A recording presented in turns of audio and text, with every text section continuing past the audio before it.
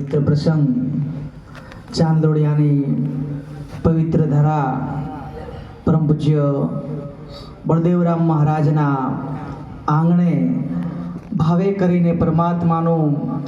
ભજન રાખ્યું છે અને એ ભજનની અંદર વ્યાસપીઠ ઉપર બિરાજમાન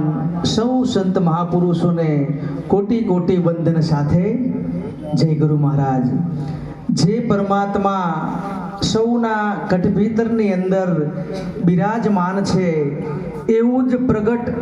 નિરાદ બાપુનું સ્વરૂપ, એવું જ પ્રગટ રામ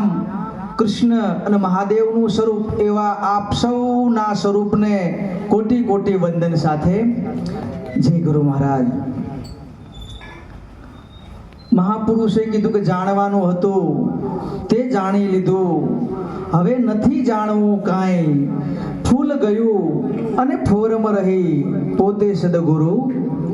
અજુરામ. મહાપુરુષની વાણી, મહાપુરુષના વાક્યો સાખી એ પોતે અનુભવીને એનું વર્ણન કરીને પછી આ જગતની અંદર પોતાની જે શીતળતા થઈ છે, પોતાની જે ટાઢક થઈ છે, એ જ શીતળતાને વ્યાપક સુધી પરમાત્માની સત્યની શીતળતાને વ્યાપક સ્વરૂપમાં પ્રચલિત કરવા માટે મહાપુરુષો હેન કેન પ્રકારે